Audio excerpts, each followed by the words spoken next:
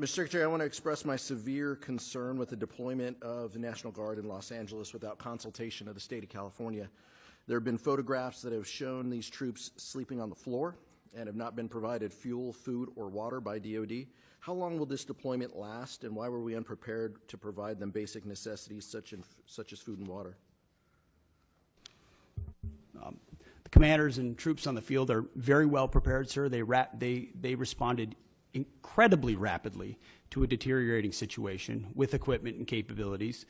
We have made sure from the top down, as a Secretary of Defense who's been in a unit holding riot shields outside the White House during the chaos of the summer of 2020, I know what it's like to be immediately deployed into a situation like that. There are moments where you make do as best you can temporarily, but we are ensuring they're housed, fed, water capabilities in real time from my office, because I care that much about the California Guard and the Marines and the men and women who are supporting our ICE agents on the ground. You should check it's with your true office. Every day, and that's a disingenuous attack that misrepresents how much we care about our troops and what they're doing to defend ICE agents. I'm not going to take the fact that we don't care about the troops. Nobody cares more about the troops at the top than this Secretary and the Chairman and our department. How long will the deployment last? We stated very publicly that it's 60 days.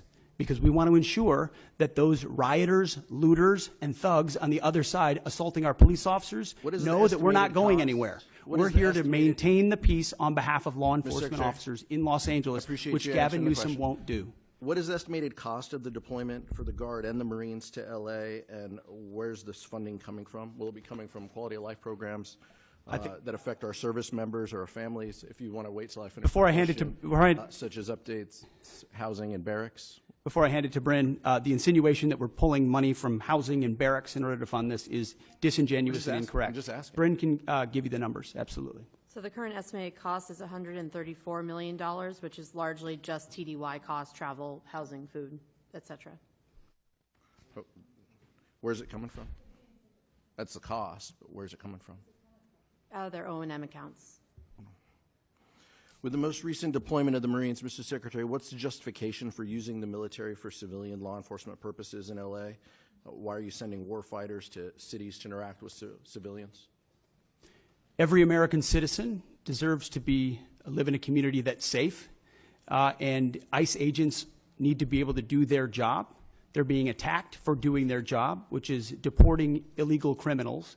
That should happen in any city, Minneapolis or Los Angeles. And if they're attacked, that's lawless, and President Trump believes in law and order. So he has every authority, and he has done mobilizing National Guard or active duty troops under U.S. code to protect federal agents in their job, which is exactly what we're doing, and we're proud to do it. We're proud to do it. 10 U.S.C. of the U.S. Code 12406 as a legal basis that the President used cites 3 examples and circumstances for the Guard: invasion by a foreign nation, rebellion or dangerous rebellion against the authority of the government of the United States, or the President is unable with regular forces to execute the laws of the United States. Which authority is triggered here to justify the use? I don't know. You just read it yourself, and people can listen themselves, but it sounds like all 3 to me.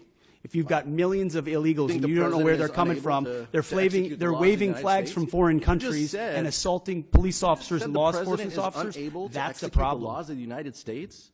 No, the governor of California is unable to execute the laws of the United States. The President, you said all the governor of the California has failed to protect his people, along with the mayor of Los Angeles, and so President Trump has said he will protect our agents, and our Guard and Marines are proud to do it. The law also says, Mr. Secretary, that the orders for these purposes shall be issued through governors of the states. You and I both know that President Trump has all the authorities necessary, and thankfully he's willing to do it on behalf of the citizens of Los Angeles, on behalf of our ICE agents, and behalf of our country.